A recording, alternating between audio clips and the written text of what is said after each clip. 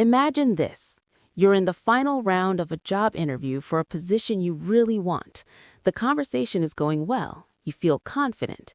Then the hiring manager leans forward, looks you directly in the eye, and asks a highly specific, technical question about a scenario you have never encountered. Your heart rate quickens. Your mind goes blank. The only three words you can think of are, "I don't know."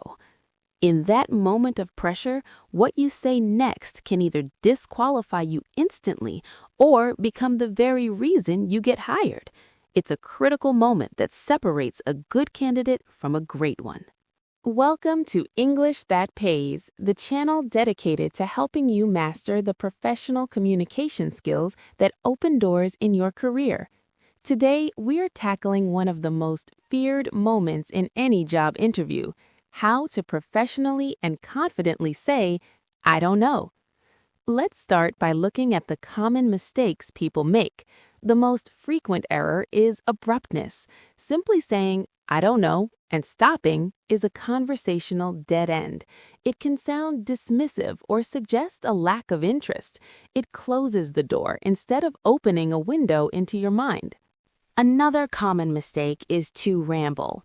When nervous, we often try to fill the silence with unrelated information, hoping something we say will be relevant. This shows a lack of focus and an inability to handle pressure. The interviewer isn't looking for a long story. They're looking for a structured thought process. Then there's the dangerous guess. You might feel tempted to invent an answer to avoid admitting you don't know. This is a high-risk strategy. If you're wrong, you not only fail the question, but also damage your credibility. And finally, the worst reaction of all, freezing, saying nothing at all. This silence communicates panic and a lack of composure. Now, here is a crucial piece of insight that should give you confidence. Sometimes, interviewers ask questions they don't expect you to have a perfect answer for. Their goal is not just to test your existing knowledge. They want to see how you behave under pressure. They're testing your problem-solving skills, your honesty, and your intellectual curiosity. Do you get defensive? Do you shut down? Or do you rise to the challenge? They want to understand how you think, how you approach a problem you've never seen before. Answering this type of question well is your opportunity to showcase these deeper, more valuable skills. So, what is the professional way to handle this situation? The solution is a simple but powerful 4-step framework. It allows you to maintain control, demonstrate your value, and turn a potential negative into a strong positive. The first step is to acknowledge the question and honestly state your knowledge gap, but you do it with confidence and poise. You might say something like, "That's an excellent question. To be honest, I haven't had the opportunity to work with that specific technology yet." This simple sentence does two things. It buys you a moment to think, and it establishes your honesty. The second step is the most important. Demonstrate your thinking process. Even if you don't know the answer, you can show how you would find it. This is where you reveal your problem-solving abilities. You could continue by saying, "However, if I were faced with this challenge, my approach would be to first," and then you outline your logical steps. This shows the interviewer that you are resourceful and methodical. You're not just a container of facts, you're a strategic thinker.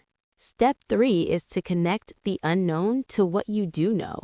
This is your chance to pivot to your strengths. You can build a bridge from the gap in your knowledge to your proven experience. For example, you could add, "This situation reminds me of a project where I had to quickly learn a new software.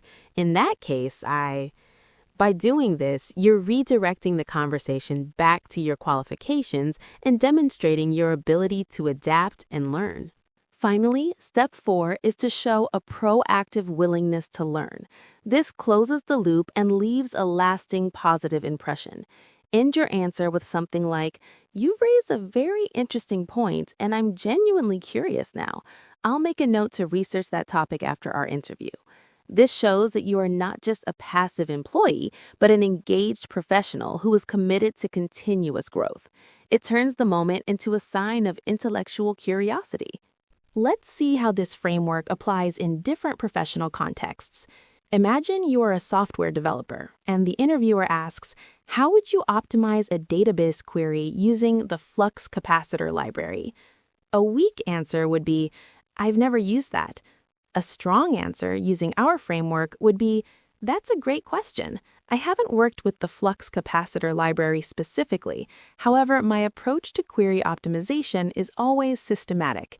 I would start by analyzing the query's execution plan to identify bottlenecks. This process is similar to how I've optimized queries using standard SQL and other frameworks, where I successfully reduced load times by 30%. I'm keen to learn the specifics of this library and will definitely look into its documentation. There's an important psychological shift that happens when you use this framework. A simple, I don't know, comes from a place of defense. It puts you in a subordinate position. But when you acknowledge the gap and then showcase your thinking process and related skills, you reclaim control of the narrative. You are no longer just a candidate answering a question. You are a professional consultant demonstrating how you solve problems. This builds immense credibility. It shows that your value isn't just in the knowledge you already have, but in your ability to acquire new knowledge and navigate uncertainty. It proves you are honest, secure in your abilities, and resourceful, all qualities of an ideal employee. So the key takeaway is this. True professional confidence is not about knowing everything. It's about having a reliable strategy for dealing with the unknown. The next time you face a question that stumps you in an interview, don't panic. See it as a golden opportunity. Acknowledge, demonstrate your thinking, connect to your strengths, and show your desire to learn. By doing so, you will impress the interviewer far more than if you had known the simple answer in the first place. You are showing them how you will perform on the job when new and unexpected challenges arise.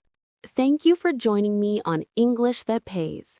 Practice this framework and you'll be ready to turn any tough question into a chance to shine.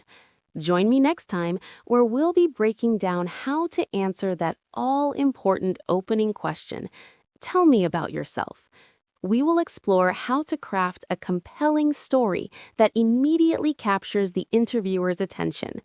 Until then, keep learning and building the career you deserve.